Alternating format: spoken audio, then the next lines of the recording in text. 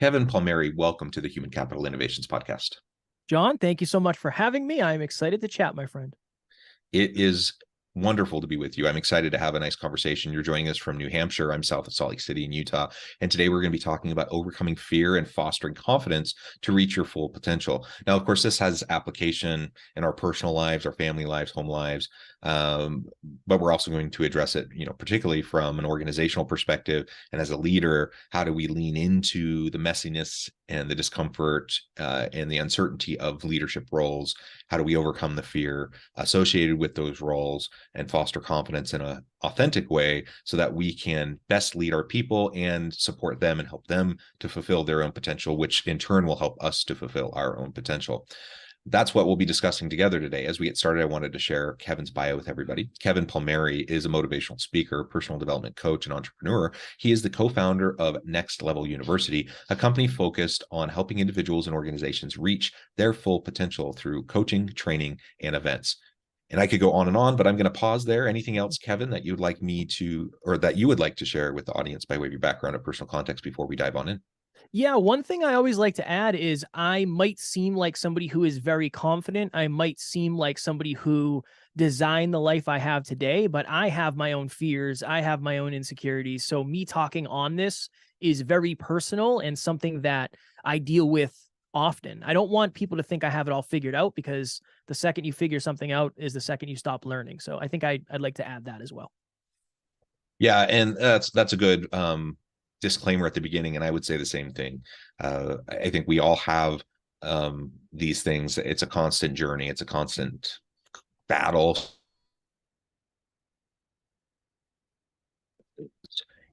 In our confidence, in our approaches, and dealing with our people, and dealing with the messinesses of organizations.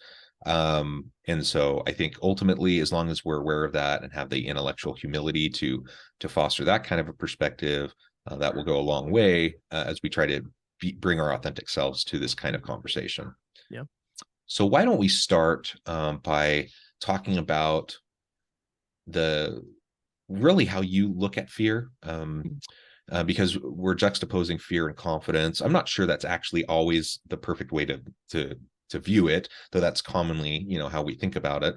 So tell us a little bit about your thinking around fear, overcoming fear, and the connection with confidence in our personal lives and in the workplace. Yeah. When I remember the first speech I ever gave, I use this example. I said, for many of us, we create this fence and we call that fence fear.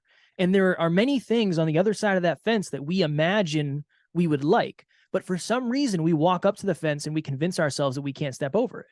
And for many of us, it's a self-fulfilling prophecy, and it's our own boundary that we created. Nobody told us we would, or we should be afraid of certain things. I mean, yes, some things. Don't touch the stove, it's hot. Don't jump from there, it's too high. But my thought process, John, is so many of our fears are manufactured. And here's what happens. When you create a fear for yourself, you say no. So I am not the type of person who is a speaker. I am afraid of speaking. Okay, interesting. The next time you get the opportunity to do that, you're not going to do it. Therefore, proving to yourself through the most recent and relevant proof that you're not the type of person who does that. And in a leadership role, it's very similar, where if your fear is giving somebody feedback or your fear is being vulnerable, every time you have the opportunity to do that, you're voting against that by saying no. And I think that's why fears get so deeply ingrained, is because we don't have any proof to the contrary. Quite the opposite. We have so much proof to the fact that we're not capable of doing it. So anytime I'm thinking of fear, I try to have that real conversation with myself of, is this actually logical, or is this an emotional thing that I've created that I've decided is now reality? And just one last example, John, I want to be a world-class international speaker. I was terrified of planes. It's going to be very hard for me to speak internationally unless I'm going to take boats and, however I'm going to get there. I had that realization that all I really have to do is get on the plane. After that, my job's done. I'm not flying it. I don't chart the course. I can just sit there for 2 hours. If I'm anxious, that's one thing. But understanding that fear that wouldn't allow me to step on the plane, once I step on the plane, that fear is transferred to something else. I think that's just an important understanding. Yeah, so managing kind of our role in what this basis for fear is, I think, is what I'm hearing you say, and which is very foundational if we're going to try to overcome it, because there are certain things that are within our control, there's certain things outside of our control, and oftentimes we conflate a lot of those elements that in fact not only are not in our control, but there are experts, there are people, like in your plane example, there are other people that are fine. Like you don't need to worry about it. And you can't just tell someone not to worry about something. I Yeah. get that people have their concerns, and they're deep rooted. But for me, myself, if I can recognize those things and I can take a step back and I can acknowledge that I'm just one person amongst a team of people all trying to help us be successful. Everyone has that goal in mind.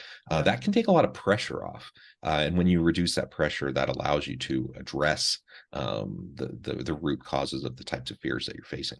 Yeah. And then, so how does that connect? And to your point, is it always connected to confidence? No, because you can be confident and still be afraid. I think that's just a human element. But okay, think of it this way. We'll just stay on the plane analogy just because we're kind of taking it.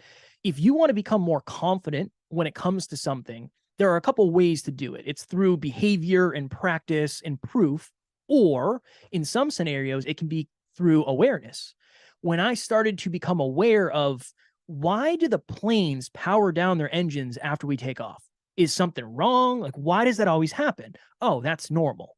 My awareness is raised. So for a lot of people, I think that confidence can be created from reverse engineering an outcome. Where, are you confident you can make an omelet?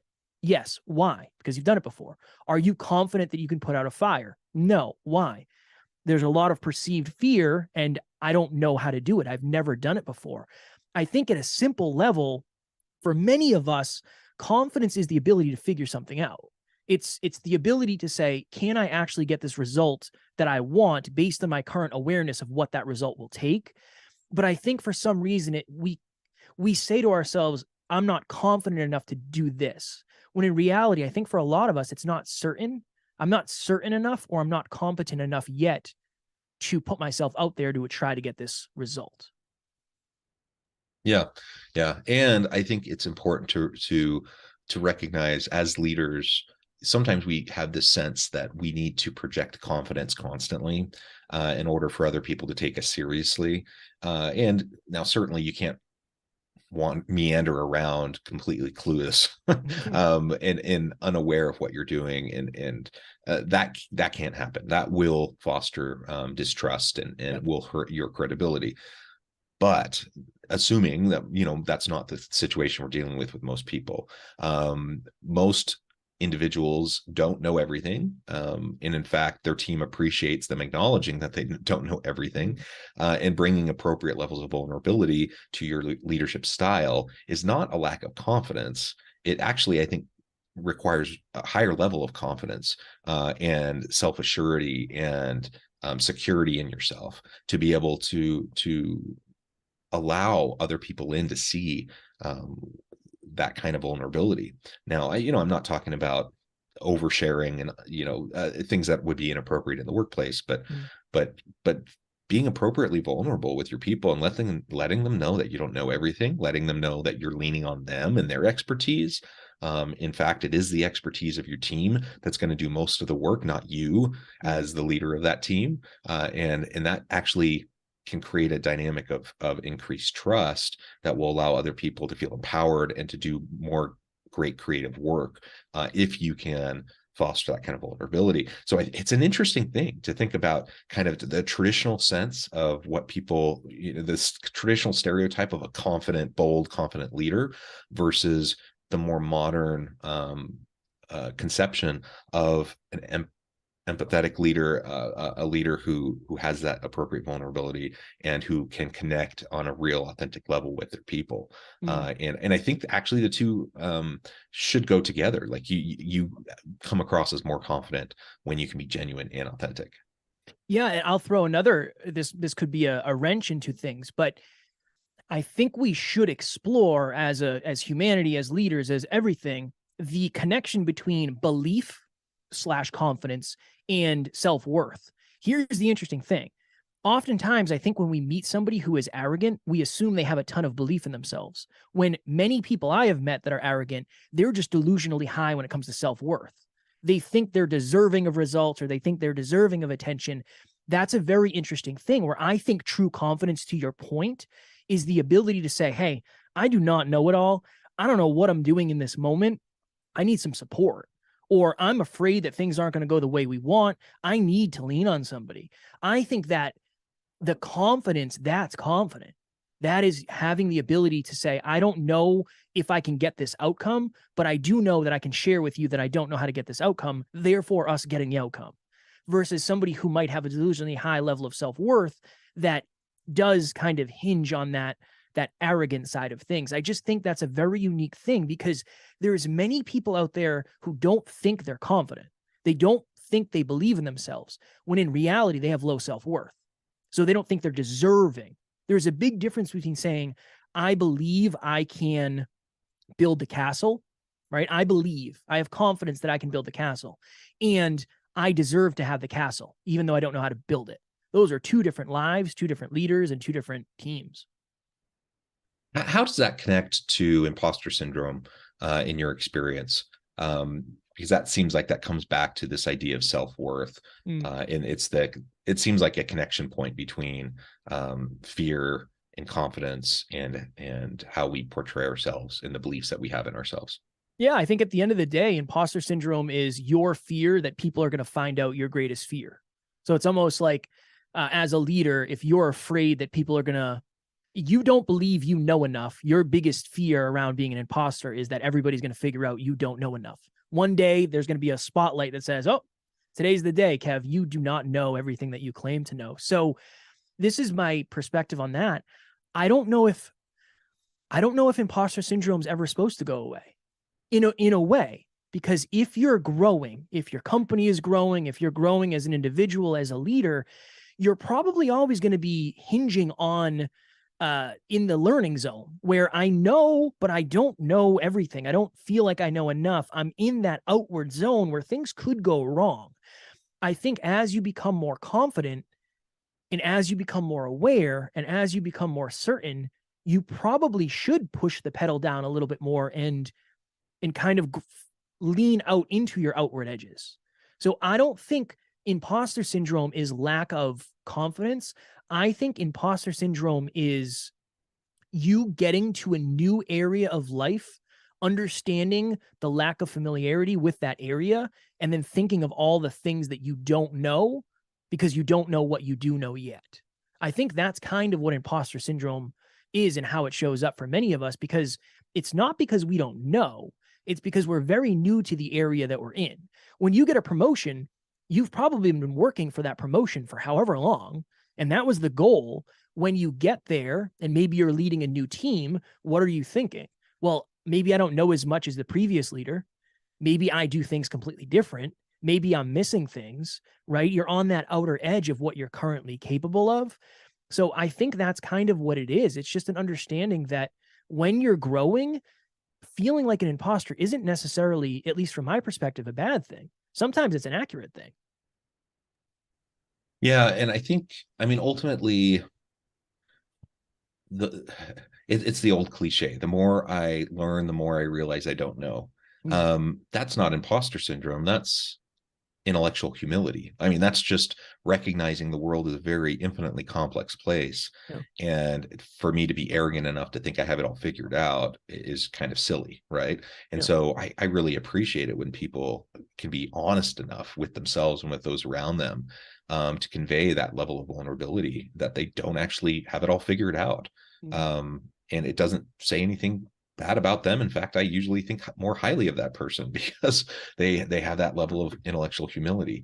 That fear of being found out, I really think is the key part of imposter syndrome that can be dangerous because then we spend too much time and energy focusing on maintaining appearances and not being found out rather than learning and growing and developing ourselves and overcoming perhaps the gaps in our skills and our knowledge and our competencies that are going to help us be more successful.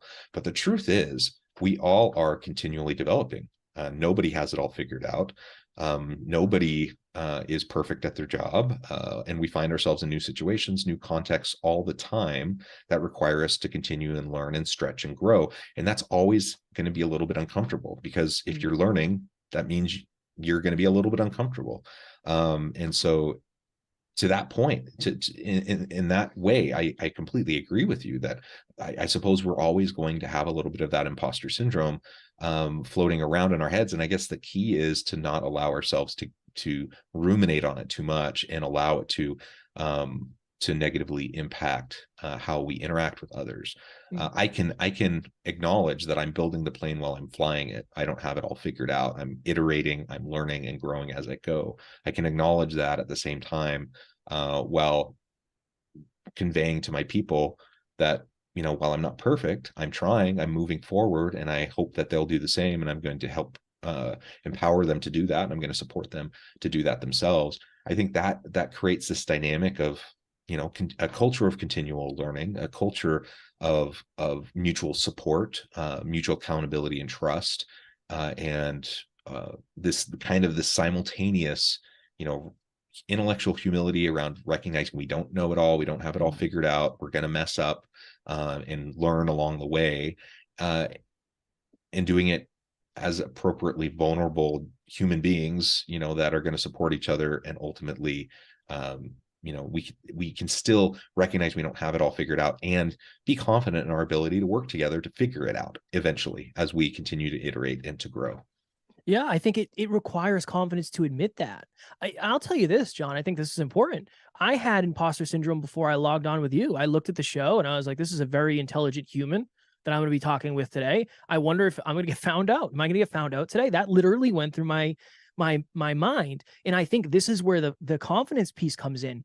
Then you go do it anyway and you see what happens. And what if 99 times out of 100 it goes better than you think? Then you have really good, recent, and relevant proof. I went on a show recently, John. This person was a doctor for NASA. And here I am. I didn't go to college. I didn't want to go to college. I'm not a very, I wouldn't say I'm intellectual in studies. And I had that moment of, this is going to go horribly wrong. This is going to go horribly wrong. It went really well. It went really well. And I think that helped my confidence. And that helps you say, just because you feel like an imposter does not mean you are one. Maybe it's thin air that you haven't breathed before. It doesn't mean it's a bad thing. I just think that's very important. And then to your point, the vulnerability of saying, I mean, this is a culture. The vulnerability of saying, I don't know it all, but I am always focused on learning more. I don't expect you to know it all, but my expectations are that you will be hungry for knowledge and hungry for truth and hungry for productivity and hungry for self-improvement. That's a wonderful, rich dynamic of a culture, because you're admitting from the top, I don't want you to think that I know it all, because if you think that I know it all, you're going to think that you should know it all. And if you're walking around here in fear and on eggshells, we're not going to be a very good team. That's not how this is going to grow. So to your point, I agree 100%. Yeah, we can't be a great team in that sense. And I couldn't help but, think about some of my own experiences, where I've also had that kind of imposter syndrome. So I'm glad you feel more comfortable now. And I do. I hope that nobody comes on as a guest and feels too intimidated that way, because I'm just a normal dude, just like anyone else. But that's the reality that I've experienced. As I interact with people that are just incredibly impressive people, they've accomplished so much, so smart, so capable. You have that concern about being found out or not stacking up or in some way coming up short. What I've realized, though, is that the vast majority of people are kind, generous, patient, forgiving. Most people, if you treat them well, they will treat you well, and it's kind of the more rare individual in my experience who's just a jerk, who and usually it's their own stuff, right? It's their own baggage and their own insecurities that are manifesting if they're trying to act all high and mighty and better than you. They're just being a jerk, and they may be more intelligent, they may be more capable, they may have thought of things you haven't thought of, but if they come across that way to you, they're just being a jerk. You don't need to worry about it, and you can move on. And so I try to remember that if I ever am in these situations where I'm feeling intimidated by someone that I'm working with. Again, the vast majority of people are going to be kind and generous and try to have, effective interactions with you. And most people want you to be successful. And usually it's a mutually beneficial thing for them to try to help you be successful, helps them to be more successful. And so, it's not in most people's self-interest to try to undermine those around them. And if they do, they're just a jerk. Yeah. Yeah. They're not going to end up at the top of the mountain, whatever that mountain is. It's just an attitude thing. I think people drastically under leverage and underappreciate how much a good personality helps you. The personality can get you places that so many other things can't, or I won't say can't, but I think that's a huge thing, is the personality factor is just something that's intangible that oftentimes is underappreciated. Yeah. Yeah. Well, as we start to wrap things up for today, perhaps we can transition into this idea of developing our full potential. We've talked around it up to this point, but we've talked about fear and overcoming fear. We've talked about fostering confidence. We've talked about the connection with imposter syndrome.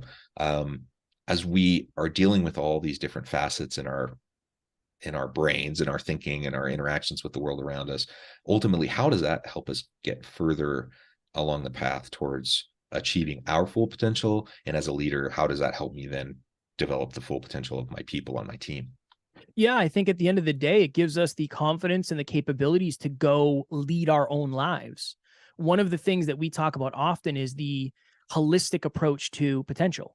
So leveling up your life overall, but through your love, through your health, and through your wealth.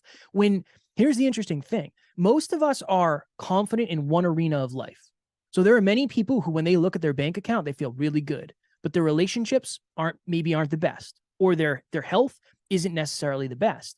If you can grow into your potential in all three arenas of life, you're going to be a much more effective leader, because you're actually going to be able to lead by example. When you pour into your health, everything gets better, right? You're more effective, you're more capable, you're more energetic, you're more emotionally regulated, so many things. You're just healthier. When you understand wealth and you understand the economy and you understand money, you can be a better leader that way, because you're going to be more abundant and you won't be as scarce. And you can also pass that on to your team. You can pass that on to everything. And when you go home, whether it's family, intimate partners, friends, and you have very successful relationships in your life, you're going to be a more effective leader, because you're going to be happier. You're going to be more fulfilled. You're going to probably be the kind of person who talks about work-life balance or having life outside of work, because you understand having rich, dynamic relationships is so important. So I just think becoming the most evolved human being you can be can only rise the tide in every room you're in. And then you're going to lead that way too. You'll be able to lead and say, look, life isn't just about what we do here. When you go home, that matters too. And I just think that's self-improvement, and I think that's personal development. So yeah, I think pouring into your own cup, becoming a better, more holistic leader all around, is going to bring the team up just by the law of universe, really. Yeah. Rising tide lifts all ships. 100%. That's wonderful. Kevin, this has been a really wonderful conversation. I know the time, it's flown by. I need to let you go here in just a minute. Before we wrap things up for today, I just wanted to give you a chance to share with the audience how they can connect with you and find out more about your work, and then give us the final word on the topic for today. Yeah, I would just say listen to the podcast if you're interested. That's the best place to learn about us. We do 7 episodes a week, so you'll learn very quickly if we're your type of people. Search Next Level University. If you want to reach out to me, you can email me, kevin@nextleveluniverse.com. And I would say do the thing that scares you a little bit, right? I mean, at the end of the day, we're all trying to be guides in our own lives, and the guide does the right thing. The guide faces the fear. The guide sends the email. They send the message. They answer the phone. Try to be the guide of your own life, because if you're going to guide others, you first have to learn how to guide yourself to the highest potential. Wonderful. Thank you, Kevin. It's been a pleasure. I encourage the audience to reach out, get connected, find out more about what Kevin and his team can do for you. And as always, I hope everyone can stay healthy and safe, that you can find meaning and purpose at work each and every day. And I hope you all have a great week.